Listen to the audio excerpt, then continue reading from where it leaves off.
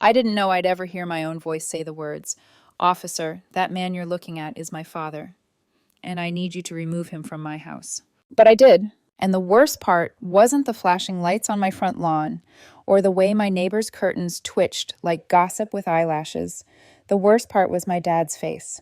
Offended, like I was the criminal, like I was the one breaking in. He stood behind a door I legally owned, speaking through it like a king refusing entry to a servant. "You're not coming in," he said. "Not until you drop this nursery nonsense." Nursery. That word hit like a slap, because the nursery wasn't for me. It wasn't even for a baby that made sense. It was for my stepmom's daughter, someone I had never met, who suddenly appeared with a pregnancy story and nowhere to go. And my dad decided the perfect solution was to take my bedroom in the house my late grandfather left to me. I was 24 years old, standing beside my lawyer at 7 in the morning, holding a key that no longer worked because my father had changed the locks on my own property. And as the metal in my palm turned useless, I realized something that made my stomach go cold. This wasn't the first time family had used me like an open wallet and a spare room. A few months earlier, I'd let my cousin Brooke sleep on my couch in Seattle because she cried on the phone and swore she'd been laid off. I covered rent, groceries, bills, 4 months of just until I find something. She showed me rejection emails. She played the perfect victim. Until I sat in a conference hall and watched her walk across a stage in a tailored navy suit, smiling, accepting a promotion at the very company she claimed she'd lost. That was when I learned how easily someone can lie with a straight face. When you've made it clear, you'll always say yes. And standing outside that locked door, with my father refusing to let me in, I understood. I wasn't dealing with one betrayal. I was dealing with a pattern. Before any of the chaos, before the police, before the lock that wouldn't turn and my father's voice sharp through a closed door, my life was, honestly, pretty ordinary in the way that felt safe. I'm 24, and for most of my early adulthood, I tried to be the kind of woman who kept things steady. No drama, no big explosions, just a quiet rhythm that made me feel like I had control. I worked hard, kept my head down, paid my bills on time, and told myself that if I stayed responsible, life would eventually stop testing me. That belief started much earlier, back when I was 15 and my dad remarried. My stepmother, Margaret, entered our home like a storm-wearing perfume. She tried too hard, too fast. She'd hover at my bedroom door with a bright smile that never quite reached her eyes. "How was your day, sweetheart? Do you want to go shopping with me? I saw these curtains and thought they'd look so cute in your room." The first time she redecorated without asking, I remember standing in my doorway, staring at a new comforter and throw pillows I never chose and feeling something inside me shrink. My dad didn't notice. Or worse, he noticed and decided it was easier not to get involved. When I told him I needed space, he'd sigh like I was being difficult. "Just give her a chance," he'd say. "She's trying." But what he meant was, "Please don't make my life harder." Margaret had a daughter from her previous marriage, Lisa, but I barely heard about her. She wasn't around. Later, I learned Margaret hardly spoke to her, and maybe that was why she kept trying to fit me into the empty space Lisa left behind, like if she could make me call her mom, it would prove she hadn't failed with her own child. After 3 months of that pressure, I cracked. I went to my grandfather, Grandpa Murphy, my dad's father, and asked if I could live with him. Grandpa Murphy had a big house and a calm presence that felt like stepping into shade after standing in direct sun. He was a retired judge, the kind of man who listened first and spoke second. When I asked, he didn't lecture me. He didn't call me dramatic. He just nodded, like he already understood. "You can stay as long as you need," he said. Living with Grandpa was the first time I felt like I could breathe. He gave me privacy without making it feel like rejection. Sometimes we ate dinner together quietly, just the clink of forks and the hum of the fridge. Other times, he'd sit with me in the living room and ask questions that actually mattered. Not, "Did you do your homework?" but, "How are you holding up?" He taught me things my dad never did: how to track expenses, how property taxes worked, what legal documents meant, why boundaries weren't cruelty, they were protection. And then, when I was 17, everything changed again. Grandpa had a heart attack. One moment he was teasing me about leaving my shoes by the door. The next moment the house was full of strangers' voices and the sharp smell of hospital disinfectant. He was gone. The grief didn't feel like crying in the rain. It felt like waking up and forgetting where you are, your body moving, but your mind stuck in shock. At the reading of the will, I sat in a stiff chair with my hands folded tightly in my lap.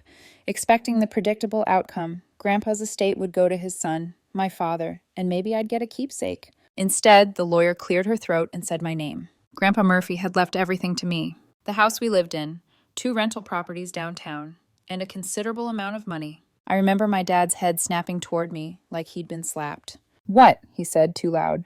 His face wasn't grief-stricken, it was furious, possessive. And in that moment, even through my sadness, a cold truth slid into place. My father didn't see Grandpa's legacy as love. He saw it as something that had been stolen from him.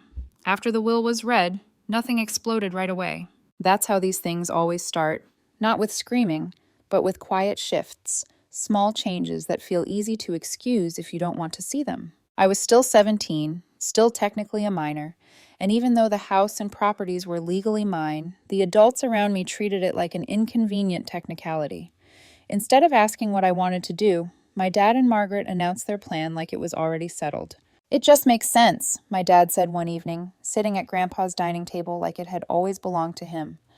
"Our place is too small, and you've got all this space now." "You've got all this space. Not your house, not your inheritance, just space.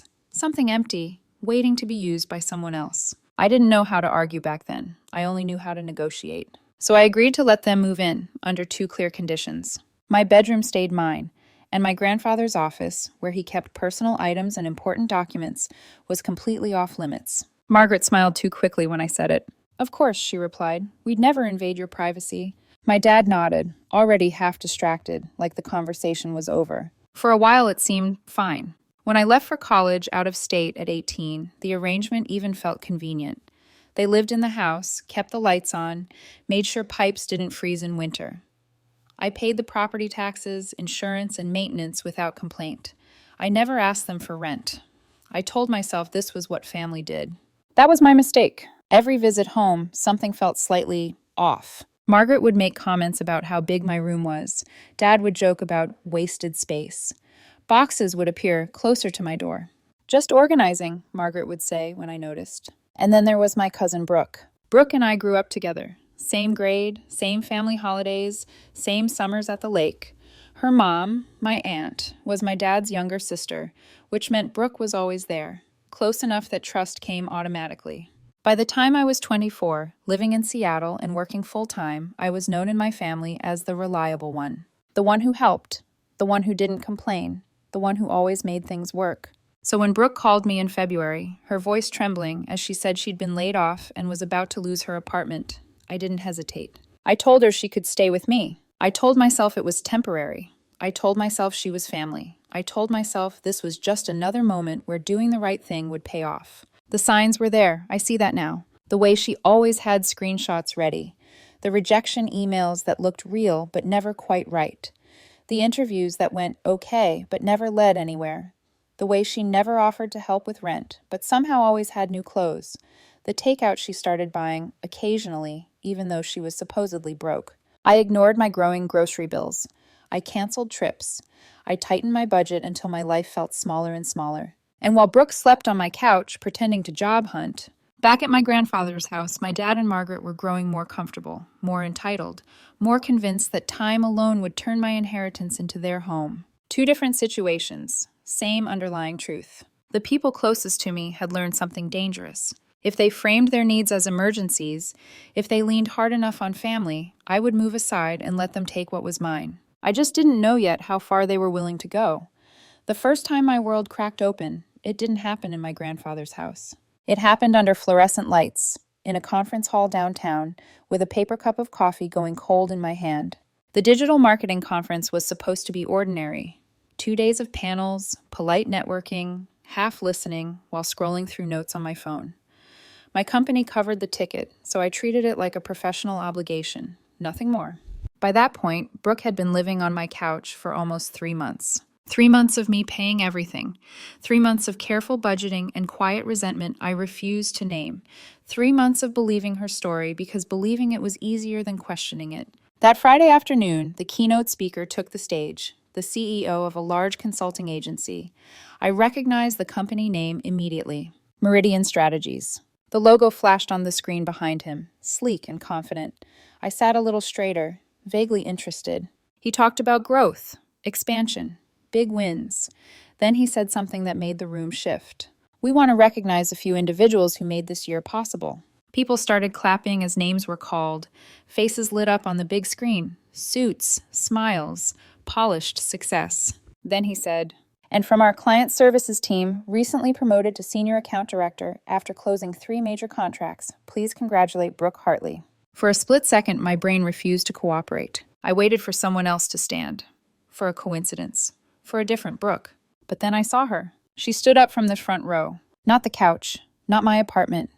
Not the pull-out bed I'd bought because she had nowhere else to go. She was wearing a navy suit I'd never seen before. Hair sleek, posture confident. She walked to the stage like she belonged there, because she did. The applause felt too loud. My ears rang. She shook the CEO's hand, accepted a plaque, smiled like the world had never cracked open at all. I don't remember standing up.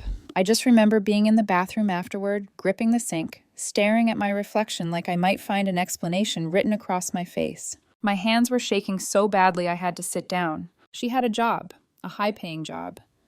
She had been working the entire time. Every rejection email, every interview she'd described, every afternoon she spent hunched over her laptop at my table. A performance. I sat in my car in this parking garage for 30 minutes, engine off, phone face down. My chest hurt in a way that felt physical, like grief mixed with humiliation. I replayed everything. The screenshots, the stress, the way she always thanked me, just enough to keep me invested. When I got home, she walked in 10 minutes after me, carrying takeout from our favorite Thai place. "Hey," she said brightly, "how was the conference?" I looked at her and realized something terrifying. She was still lying. I asked her how her day was. She smiled and said she'd applied to a few more jobs and done a phone screening. That was when I asked quietly, "Is there anything you want to tell me?" Her face went blank. And when I told her I'd seen her on that stage, watched her accept a promotion at Meridian Strategies, the silence stretched so long it felt intentional. Finally, she sat down, and she said the words that finished breaking something inside me. I didn't think it would go on this long. She admitted she'd never lost her job, admitted she wanted to save for a condo, admitted she thought I wouldn't mind. I told her to leave. She told me I couldn't make her. She cited tenant laws. She spoke calmly, confidently, like someone who'd planned this all along. That night, as she walked out and slammed the door behind her, I sat on the couch she'd slept on for months and realized this wasn't just about money. This was about betrayal dressed up as family. And it was only the beginning. That night didn't end with screaming. It ended with silence so heavy it pressed against my ribs. After Brooke walked out, I stayed exactly where I was, sitting on the edge of the pull-out couch, hands folded, staring at the wall like it might explain how someone I trusted could hollow out my life so efficiently. The apartment felt wrong without her noise, without the soft clack of her keyboard, without the routine I'd rearranged myself around. I kept waiting for the anger to come, the kind that makes you throw things or pace the floor. Instead, I felt something colder. I replayed every moment and interrogated myself like a hostile witness. Why didn't I question the emails? Why didn't I ask to see offer letters? Why did I keep paying when my savings thinned to nothing? Because I was afraid of being unkind. Because I didn't want to look suspicious. Because family, I told myself, deserved grace. At 2 a.m, I opened my banking app and stared at the numbers until they blurred. Rent, utilities, groceries, internet. The total climbed with each swipe of my thumb. I'd skipped seeing friends, canceled plans, lived on rice and pasta to make it work. I'd done that for her. And she'd done the math, too. I slept maybe an hour. The next afternoon, Brooke came back like nothing had happened. She walked in carrying a tote bag, kicked off her shoes, and went straight to the table, opened her laptop, and started typing. The casualness of it hit harder than the lie itself. She didn't apologize. She didn't ask how I was. She didn't even look at me. I stood there, watching her work remotely at the table I'd bought, in the apartment I paid for, and realized she wasn't embarrassed. She was comfortable. I called my sister Rosie. Rosie is 8 years older than me and has always had a way of cutting through fog. She listened without interrupting, and when I finished, she asked the questions I hadn't wanted to ask myself. Do you have proof she was employed? Did she admit to lying? Do your parents know? Her calm steadied me. She told me to write everything down. Dates, messages, screenshots. She said not to engage emotionally, not yet. Facts first. Within an hour, my dad called. He sounded tense, defensive, like he was already bracing for a fight. He asked if I was sure, if I might have misunderstood what I saw at the conference. The doubt stung, until I realized something familiar in his tone. It was the same tone he used when he didn't want to confront a problem. "I'm sure," I said. "She admitted it." He paused, then said he'd talk to my aunt and uncle. They deserved to know. I didn't want a family meeting. I didn't want lasagna and forced eye contact and apologies that weren't mine to accept. But they insisted. My mother said it was better to handle this together. So I drove down. The dinner felt surreal, plates untouched, conversation brittle. I told the story from the beginning. The February phone call, the fake job hunt, the conference, the confrontation. As I spoke, my aunt's face crumpled. She admitted she'd been sending Brooke money every month, believing her daughter was struggling. My uncle confessed to wiring funds for a dental emergency that never existed. The room filled with the weight of shared realization. Brooke hadn't just lied to me. She'd harvested sympathy from everyone. When they asked if I wanted to sit down with Brooke as a family, I said no. I wasn't ready to be reasonable. I was ready to be done. I left early. Drove back to Seattle with my jaw clenched and my hands tight on the wheel. When I got home, Brooke was asleep on the couch, mouth open, breathing slow, peaceful. I closed my bedroom door and locked it. The next morning, my uncle called. He'd given Brooke an ultimatum, 2 weeks to move out and a plan to repay what she owed, or he'd cut her off completely. 6 days later, I came home to an empty apartment. Her things were gone. The keys sat on the counter. No note, no apology. Relief washed through me, followed by grief I didn't expect. Because what hurt the most wasn't the money. It was realizing that the version of myself who always said yes had taught people how to use me, and now I had to learn how to say no without flinching. I thought Brooke leaving would be the end of it. I was wrong. The apartment looked bigger without her things. Too quiet.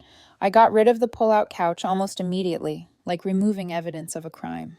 I bought a proper desk for the living room and told myself I was reclaiming my space. But emotionally, everything was still unsettled. Because when someone lies that well, they don't just disappear, they leave ripples.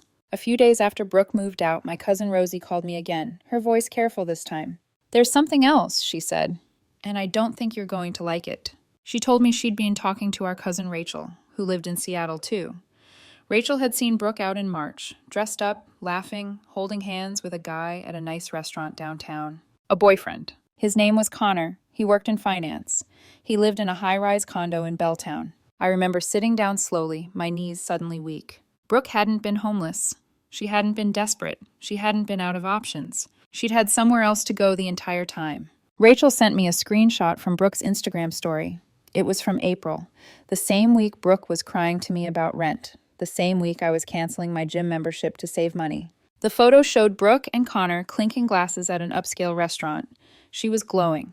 The caption read something about new opportunities and exciting changes. I stared at the image until my chest tightened. She hadn't just used me. She had chosen me because I was easier. Not long after that, the fallout spread outward. At my grandmother's birthday party in early May, which I didn't attend, Brooke showed up with Connor on her arm.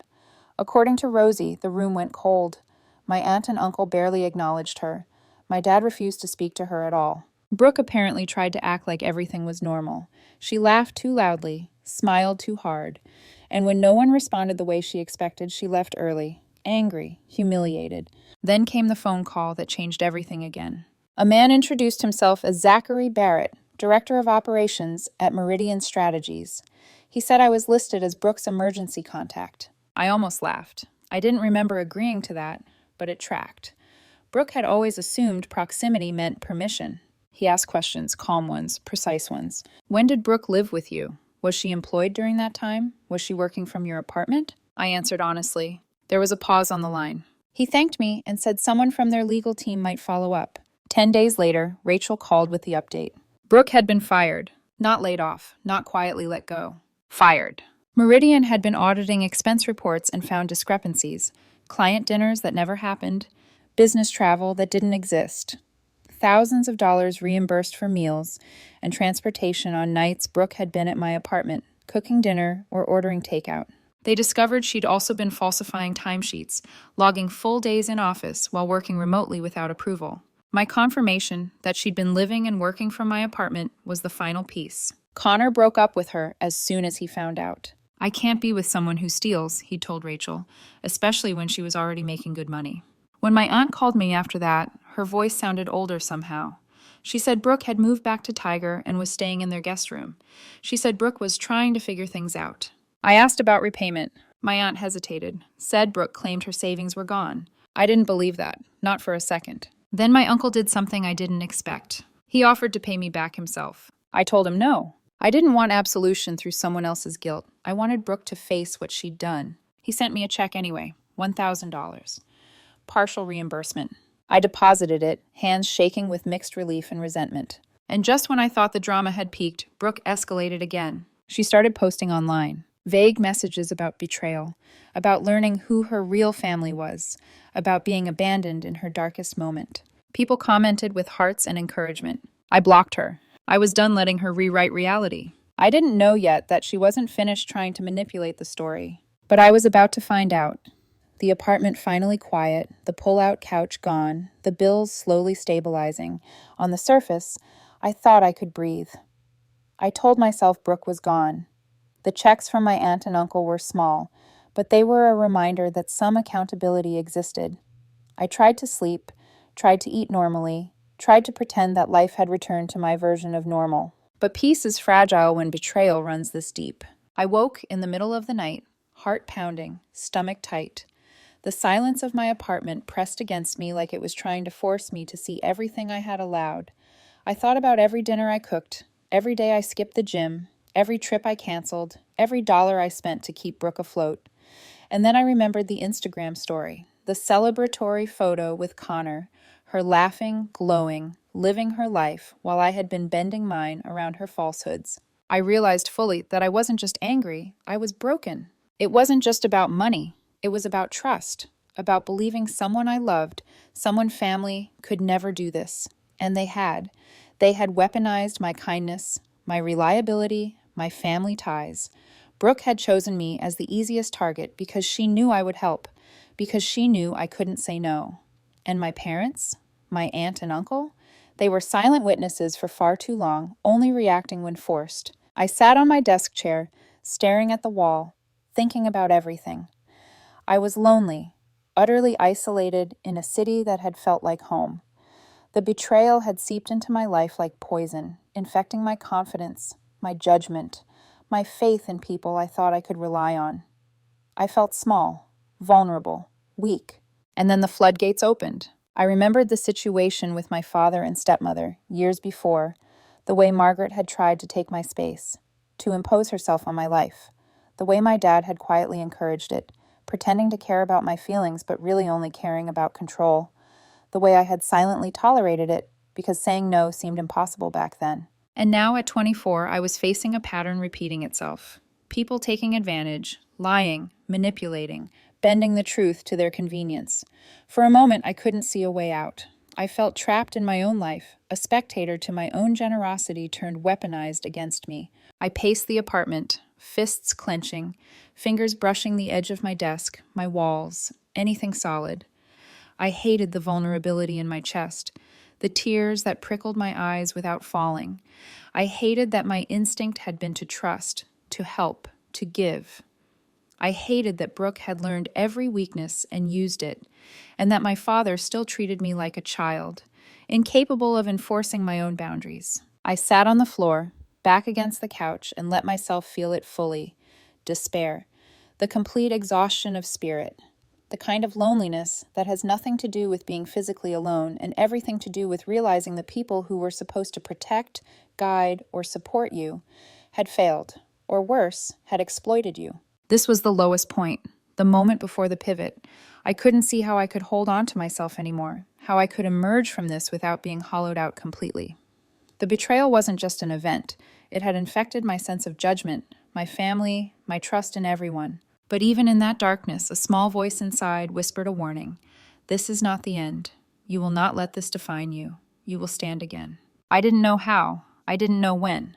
But I felt it, somewhere deep inside, that the story wasn't over, that the next steps mattered, that what I chose in the coming days would either bury me or make me whole again. The morning after the night I hit rock bottom, something shifted. It wasn't dramatic. There was no sudden clarity or cinematic epiphany. Just a quiet, insistent thought. I can't let this happen again. I opened my laptop and started piecing together the events one by one: dates, messages, screenshots, Instagram stories, conference photos. The discrepancies between Brooke's claims and reality, every small lie she told, every misrepresentation she performed, every false rejection email, it was all evidence. The truth was there, in black and white. I just had to look at it without the haze of betrayal clouding me. I realized that Brooke's manipulation relied on my inaction. She counted on my kindness, on my reluctance to confront, on my assumption that family always deserves the benefit of the doubt. And for months, she'd won. But now, I wasn't going to give her that power anymore. I called my aunt and uncle, calmly, methodically. I explained that I wasn't looking for restitution for their sake, but for mine. I needed Brooke to be accountable. My uncle promised to ensure she paid back every dollar she owed, and this time they would enforce it. My aunt agreed. Their guilt and exhaustion were palpable, but they respected my resolve. Next, I took control of the apartment. I changed the locks. I installed security cameras. I cleared out anything that reminded me of her presence. Every small action reinforced a truth I needed to internalize: my home, my rules, my life. No one could undermine that, not even family. Then came Meridian Strategies. Zachary Barrett called again. Calm, professional, precise. I recounted everything: dates, evidence, confirmations. Brooke had attempted fraud, expense reports, false timesheets, remote work, misrepresentation. I confirmed her whereabouts. My account was accurate. My responsibility was the truth. A few weeks later, I heard Brooke had been terminated. Fraud confirmed, company policies violated, trust irreparably broken. Connor had ended their relationship. Social media posts hinted at her frustration, but they couldn't undo reality. She had made her choices, and now the consequences were inescapable. That was the moment I realized something crucial. The power had shifted. For months, I'd felt powerless. I'd felt used. I'd felt small. But all of that changed when I stopped letting others dictate my narrative. When I started standing firm in facts, in law, in principle. When I refused to bend for anyone's manipulation, not Brooke, not my father, not even the polite expectations of family dinners or social niceties. I wasn't just reclaiming money or property, I was reclaiming myself. I thought back to Grandpa Murphy. He had believed in responsibility, in boundaries, in accountability. He had left me his estate because he knew I could manage it, protect it, and make ethical decisions with it. I realize now that all his lessons, the finance discussions, the property management advice, the legal knowledge, were preparing me for this exact moment. I took a deep breath and allowed myself a small sense of triumph. Not vengeance, not gloating, just clarity. Brooke's deception was exposed. My family, finally aware of the truth, could act appropriately, and I could move forward without fear that my kindness would be exploited again. I felt the first flicker of strength in weeks. I wasn't broken.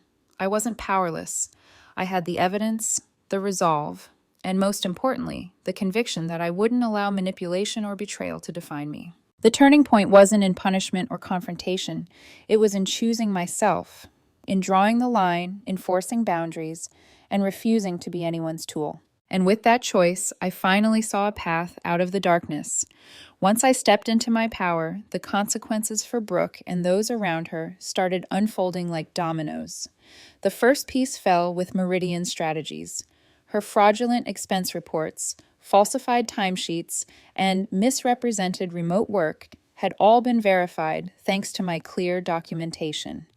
They terminated her employment immediately. The company also flagged her record internally, and Connor, her boyfriend, found out. He broke up with her the same week. She had spent months pretending to struggle while living on my couch, yet when her lies were exposed, even the people she thought she could manipulate turned away. It didn't stop there. My aunt and uncle, initially sympathetic and still emotionally attached to Brooke, realized the full weight of her deception. They had been sending her money for months, believing she was in need. Once the facts were laid bare, they confronted her and demanded repayment. Brooke tried to explain, tried to deflect, even cried.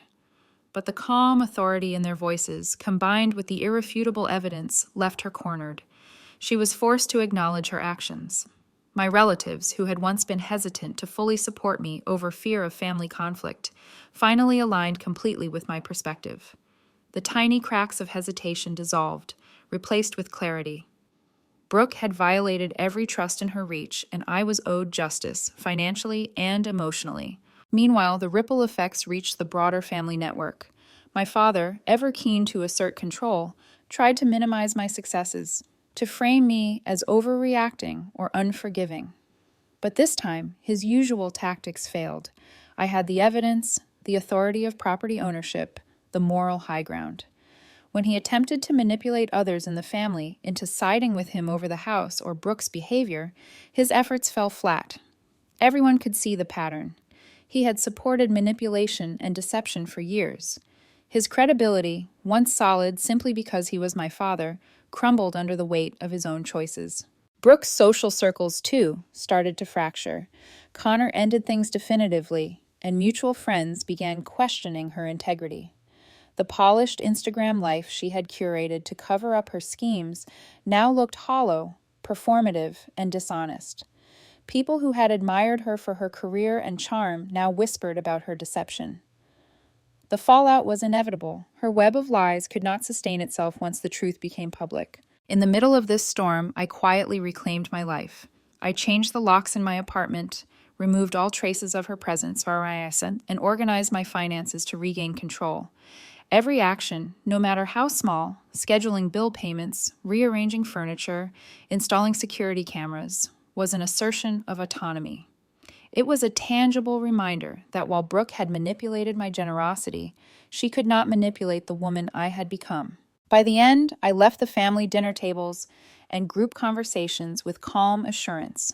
Brooke's attempts to garner sympathy were met with silence or polite dismissal.